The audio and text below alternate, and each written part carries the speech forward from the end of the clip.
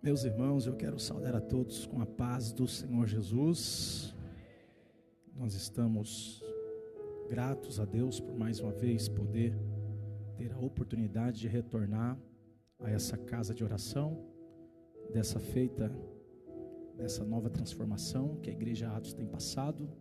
Vocês estão de parabéns, que Deus o Senhor continue vos abençoando e que as tendas se alarguem cada vez mais. Quero louvar a Deus pela vida do pastor Isaías, pastora Jéssica, obrigado pelo crédito, confiabilidade que sempre nos deposita. Quantos querem ouvir a voz de Deus aqui essa noite? Abra sua Bíblia comigo no livro de Juízes. Juízes, tem uma palavra de Deus para o seu coração. Nós vamos ler o capítulo 8. Juízes, capítulo 8. Nós vamos ler o versículo de número 4. Juízes, capítulo 8, versículo 4. Vamos acompanhar aqui na tela. Tá chique, hein, pastor? O negócio aqui, viu? Juízes, capítulo 8, versículo 4, que diz assim: E como Gideão veio ao Jordão, passou com os 300 homens que com ele estavam, já cansados, mas ainda perseguindo. Vamos ler o 5 e depois o 8 a gente finaliza. E disse aos homens de Sucote: Dai, peço-vos alguns pedaços de pão ao povo que segue as minhas pisadas, porque estão cansados. Diga comigo, cansados. Porque estão cansados, e eu vou ao alcance de Zeba e Salmuna, rei dos midianitas. O 8 e a gente termina. E dali subiu a Penuel e falou-lhes a mesma maneira. E os homens de Penuel lhe responderam como os homens de Sucote lhe haviam respondido. Amém? Empresta seu coração, sua mente, seus ouvidos, principalmente a sua atenção. Tudo que nós acabamos de ler aqui agora nada mais é do que um dos períodos mais cruciais da vida deste homem chamado Gideão. Pastor, quem era Gideão? Gideão, para quem não sabe, é o 5º juiz de Israel. De uma escala de 1 a 14, Gideão é o 5º juiz que vai liderar a nação de Israel durante 40 anos. É Gideão que vai colocar as coisas em ordem. É Gideão que vai organizar as coisas. Só que a Bíblia diz que quando Gideão aparece no cenário bíblico, no capítulo de número 6, Israel está passando por um processo doloroso de perseguição. Segundo os relatos bíblicos, Israel já fazia 8 anos aproximadamente de um cativo chamado cativo Midian, ou cativo midianita. Pastor, e por que Israel está preso nas mãos dos midianitas? Se você decorrer as páginas seletas da Bíblia Sagrada em Juízes, você vai perceber uma frase em comum em alguns capítulos: o Senhor os vendeu, o Senhor os vendeu, o Senhor os vendeu. Todas as vezes que Israel estava distante dos mandamentos e dos preceitos de Deus, Deus pegava a sua nação, Deus pegava o seu povo e entregava eles nas mãos dos inimigos. Quando Deus escolhe Gideão, Israel já estava na mão dos inimigos pelo menos 7 anos. Quantos anos? E quem eram os inimigos que possuíam a nação de Israel? Os inimigos eram os midianitas. Diga comigo, midianitas. Vamos percorrer a Bíblia Sagrada para você entender a mensagem. Pastor, quem eram os midianitas? Midianitas vinha de Midian. E quem era Midian? Midian era um filho de Quetura. Se você voltar lá no Antigo Testamento, na época de Abraão, quando Sara, que era sua esposa, morre, Abraão se casa com uma mulher chamada Quetura, e ele vai ter 6 filhos. Quantos filhos? E um dos filhos de Abraão com Quetura era Midian. Embora Abraão teve Ismael com Agar, Abraão teve Isaque com Sara, e Abraão teve Midian com Quetura. Quando Sara morre, Quetura se casa com Abraão e eles concebem 6 filhos, um deles, Midian. Abraão, com medo de Isaque perder toda a herança, ele pega presentes como ouro, prata e bronze, entrega aos demais filhos e expulsa seus filhos de casa. E aqueles filhos vão parar no Oriente. E um desses filhos expulsos era Midian. E sabe aonde Midian se cresceu? No deserto. Tanto que a palavra Midian tem um significado assustador. A palavra Midian quer dizer contenda, briga, desavença. Midian cresce no deserto e se torna estrategista de guerra no deserto. Anos futuros, Israel longe de Deus, Deus pega Israel e entrega nas mãos de Midian, ou os midianitas, que eram descendentes de Midian, filho de Quetura com Abraão. E lá já se foram 7 anos. Quantos anos? O povo olha e diz: Senhor, nós não aguentamos mais a opressão dos midianitas. Pensa num povo cruel, pensa num povo trocento e sanguíneo, são os midianitas. Então o povo começou a clamar a Deus. O povo começou a clamar a Deus. E além do mais, além deles serem especialistas em batalhas no deserto, eles só andavam de camelos, porque como eles eram nômades, eles percorriam todo o deserto de ponta a ponta. E o único animal que consegue percorrer o animal de ponta a ponta é o camelo. Então eles eram estrategistas de guerra, principalmente no campo do deserto. 7 anos se passaram, Israel está na mão dos midianitas. E o povo olha e diz assim: olha, não tem outra forma de nós nos livrarmos dessa opressão, a não ser clamarmos a Deus. A não ser clamarmos a... Eu estou dizendo que o clamor, a oração, vai quebrar algemas, vai quebrar grilhões. Eu não sei se você crê em palavra profética, mas é quarta profética que hoje, eu não sei o que o diabo prendeu em 2014, aliás 2024, mas 2025 será o ano que Deus vai quebrar grilhões, Deus vai quebrar algemas, Deus vai quebrar cadeados. Coisas presas estão sendo libertas pelo poder do clamor da igreja. Quem pode, levanta a mão, abre a boca para adorar. A sua oração vai quebrar algemas. Presos, oprimidos há 7 anos, o povo olhou e disse: só tem uma maneira da gente sair desse cativo, orando a Deus.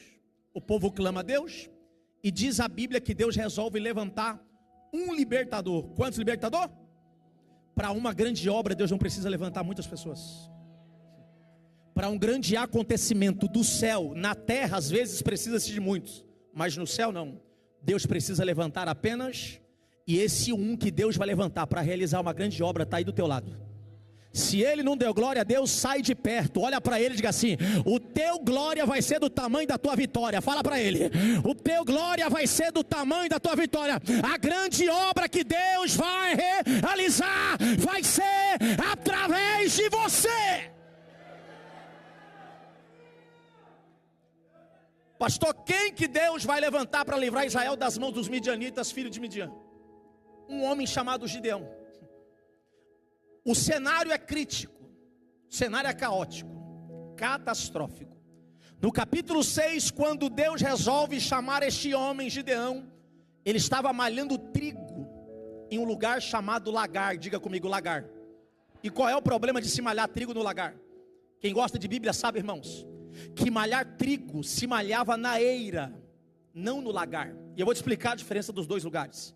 O lagar ficava embaixo, era como se fosse um tanque, uma piscina, e lá se pisava a uva. A eira era no lugar alto, espaçoso e aberto. Então se malhava trigo na eira, em cima, não embaixo, porque lá embaixo no lagar se pisava a uva. Quando Deus resolve libertar Israel das mãos dos midianitas, Gideão está malhando trigo no lagar. Só que o lugar de malhar trigo era ele está no lugar errado, fazendo a coisa certa. Não pegou? Vou te explicar. Gideão está nos dando uma lição, que é possível fazer embaixo coisas que se fazia quando se estava. Posso falar uma verdade aqui essa noite, sim ou não? Tem gente que inventa desculpa para tudo, irmão. Não vou fazer mais porque o ambiente não é bom, vou fazer mais porque a circunstância não é boa, vou fazer mais não porque as adversidades vieram, a luta veio, eu não vou mais fazer nada. Gideão está dizendo que é possível fazer embaixo coisas que se fazia quando se estava por cima. Gideão só vai levar trigo para casa se ele entender que é melhor fazer embaixo e levar comida para casa do que morrer de fome. Pergunta para quem está do lado, diga assim: e aí, vai morrer de fome ou vai fazer alguma coisa? 2025 já começou. Pega na mão de alguém que está do lado, dá uma chacoalhada para trás e para frente, diga assim: desperta. Diga, reage. Ou você vai no lagar malhar trigo, ou nada vai acontecer. 2025 é o ano de despertamento. Reage, reage, reage, reage. Eu estou ouvindo barulho de glória a Deus lá atrás. Eu estou ouvindo barulho de línguas estranhas aqui na frente. Deus está chacoalhando alguém esta noite, te dizendo: é noite de você reagir. Reage, reage. Gideão entendeu que se ele não fizesse nada, ele iria morrer de fome. É lagar, não tem problema, eu vou malhar trigo. Pastor, por que ele está malhando trigo no lagar? Era esconderijo. Na época da opressão dos midianitas de 7 anos, Israel começou a se esconder em cavernas, em poços, em lugares baixos. E o interessante é que mesmo escondido, Deus achou Gideão. Era para você ter dado glória. Você acha que você entrou aqui hoje e Deus não te viu? Você acha que você entrou aqui hoje desapercebido por alguém, não por Deus? Deus te viu hoje malhando trigo no lagar. De repente a Bíblia diz que o anjo do Senhor desceu. O que Deus fez? Desceu, diga comigo, desceu. Deus desceu. E por que Deus desceu? Porque Deus queria chamar Gideão. Estava na hora dele despertar. Interessante que quando Deus desce, Deus vai debaixo de um pé de árvore. Tudo nos indica que esse pé de árvore era a sombra que refrescava Gideão quando ele terminava de malhar trigo e vinha na sombra para descansar. Deus não foi lá onde ele estava malhando trigo, o lugar onde ele estava suando. Deus foi exatamente no lugar que ele tirava um tempo de Deus vai tirar alguém da zona de conforto. Deus vai tirar alguém da zona de conforto. Quando Gideão menos espera, diz a Bíblia que o anjo do Senhor desceu. E se eu disser para a igreja que esse anjo aqui não era anjo, esse anjo aqui era o próprio Deus. Pastor, se o senhor falar que esse anjo era Deus, o senhor está pregando heresia, porque Deus não pode descer. Isso aqui é teofania, na teologia é Deus escondido nas coisas. Tem hora que Deus usou a boca da criança para falar com você e você não deu crédito. Tem hora que Deus usou a boca até do seu patrão, lá na sua empresa, do seu empregado, para falar com você, e você não deu ouvido. Estou dizendo que quando Deus quer resolver as coisas, Ele usa quem quer, da forma que Ele quer, do jeito que Ele quer. E eu profetizo em nome de Jesus que Deus desceu esta noite para falar com alguém.